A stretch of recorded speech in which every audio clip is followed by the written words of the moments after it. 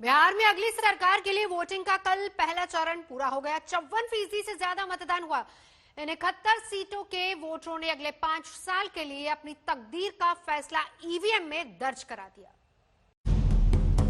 3 चरण की वोटिंग का ये फर्स्ट डे फर्स्ट शो है।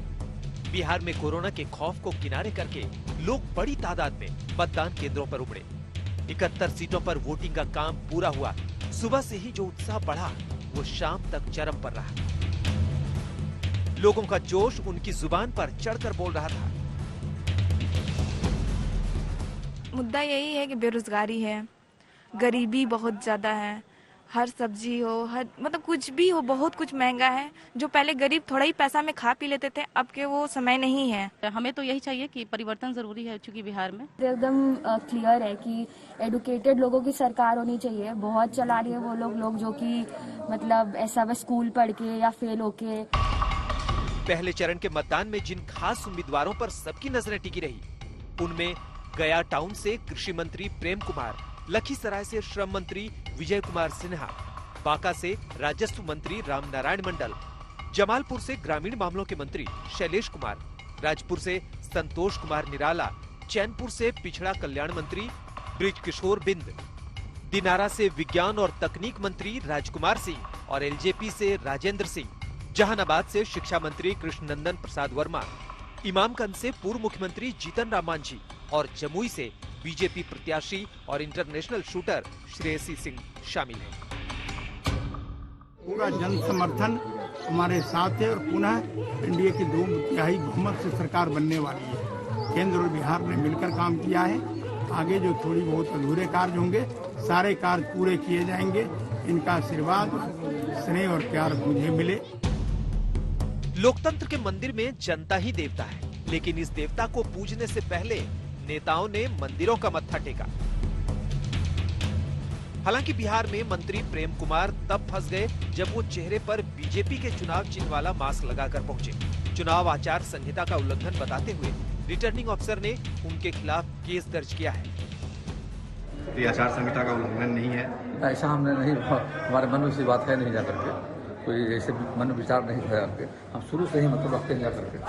लेकिन ये आचार संहिता का उल्लंघन नहीं है सर। नहीं, मैंने ऐसा कोई मंशा हमारा नहीं जाकर के, मैं आचार संहिता के साथ रहा हूँ, आगे भी रहूँगा। नेताओं की सांसों की धुकधुकी बढ़ी होगी, लेकिन मतदाताओं की धड़कनें लोकतंत्र की मजबूती के साथ धड़क रही हैं। कोरोना के खौफ के बीच भी लोग वोट देने पहुंचे। उनके लिए अलग अलग इंतजाम किया गया कि वो शाम 5 से 6 बजे के बीच वोट करेंगे। पूरे कोविड प्रोटोकॉल के साथ चुनाव हो रहे हैं। कुछ देर पहले हमने यहाँ पर बड़े स्तर पर सैनिटाइजेशन को भी देखा। अभी सुबह सुबह सैनिटाइज किया गया है और ये मतदान केंद्र के भीतर का दृश्य है। और यहाँ पर भी एक तरह पोलिंग एजेंट्स आपको बाहर दिखाई देंगे और आप देखिए, चाहे सैनिटाइजर हो, चाहे किट हो, इस तरह की व्यवस्था की गई है। सैनिटाइजर रखे गए हैं। शारीरिक दुर्बलता के बावजूद लोग वोट देने पहुंचे। बहुत जरूरी है हमको वोट देना। क्यों? क्योंकि सरकार जब वोट नहीं मिलेगा तो करेंगे कैसे? जान रहे हैं कि कितना मेरा आबादी है, वही हिसाब से मैं वो अपना करता हूँ। हालांकि 2015 के लिहाज से देखें तो वोट में कोई बहुत बदलाव नहीं आया है। जिन 71 सीटों पर चुनाव हुए, वहां शाम 6 बजे तक 53.54% वोट पड़े। इन सीटों पर 5 साल पहले करीब 55% मतदान हुआ था। शाम 6 बजे के रुझान से सबसे ज्यादा वोट बांका इलाके में पड़ा है 60.97% और सबसे कम मुंगेर इलाके में 47.36%। यानी वोट के हिसाब से बहुत बदलाव नहीं दिखता। तो सवाल है कि क्या ये वोट यथास्थिति को बनाए रखने का संकेत है या बदलाव का? वैसे बिहार में वोट का रुझान देखें तो बिहार में साल 2000 में 63% वोट पड़े। कांग्रेस के समर्थन से राबड़ी देवी ने सरकार बनाई। फरवरी 2005 में 47% वोट पड़े। त्रिशंकु विधानसभा हुई और किसी की सरकार नहीं बनी। अक्टूबर 2005 में 46% वोट पड़े और जेडीयू बीजेपी की सरकार में नीतीश कुमार मुख्यमंत्री बने। 2010 में 53% वोट पड़े और जेडीयू बीजेपी ने जीत के सारे पैमाने तोड़ दिए और 2015 में 57% वोट पड़े और लालू के समर्थन से नीतीश ने जीत हासिल की। इस बार पहले चरण में वोट का आंकड़ा पिछली बार की तुलना में थोड़ा कम हुआ है। लेकिन कोरोना काल को देखें तो लोगों का जोश बताता है कि बिहार में लोकतंत्र की जड़ें कितनी गहरी हैं। हालांकि उसी पालीगंज से लोगों के आक्रोश की तस्वीरें भी आई। लोग रोड नहीं तो वोट नहीं के नारे लगा रहे थे। लखीसराय के बालगुदर में खेल का मैदान ना होने को मुद्दा बनाकर कुछ लोगों ने वोट के बहिष्कार के नारे लगाए। लेकिन वोटरों के इस उत्साह पर कई मतदान केंद्रों पर ईवीएम पानी फेरती नजर आई। गया के स्वराजपुरी रोड स्थित हादी हाशमी स्कूल में आधे घंटे देरी से मतदान शुरू हुआ।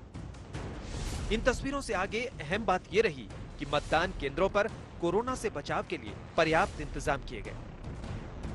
कोरोना की वजह से वोटिंग का समय 1 घंटा बढ़ाया गया। कोरोना से बचाव के लिए ही मतदान केंद्र भी बढ़ाए गए। नक्सल प्रभावित इलाकों को छोड़कर मतदान का समय सुबह 7 बजे से शाम 6 बजे तक रखा गया। कोरोना लक्षण वाले वोटरों ने आखिरी घंटे में मतदान किया। उन्हें अलग से टोकन दिया गया। पाबंदी और नियम तो अपनी जगह है, ज्यादातर जगहों पर इनका पालन भी होते देखा गया, लेकिन कहीं कहीं लोगों ने एहतियात की धज्जियां भी उड़ा दी। जमुई के कटौना में मौजूद हूं, जहां पर एक पोलिंग बूथ की आपको तस्वीरें दिखाई। आप देखिए कितनी ज्यादा संख्या में जो है यहां पे पुरुष हो या फिर महिलाएं हो, यहां पे कतार लगाकर खड़े हैं। लेकिन हाँ, जहां तक सोशल डिस्टेंसिंग की बात है तो सोशल डिस्टेंसिंग का यहां पे आप देख सकते हैं पालन नहीं हो रहा है। सब लोग जो है एक साथ ही कह सकते हैं चिपक के हैं यहाँ पे खड़े हैं, तो सोशल डिस्टेंसिंग का यहाँ पे पालन होना चाहिए था।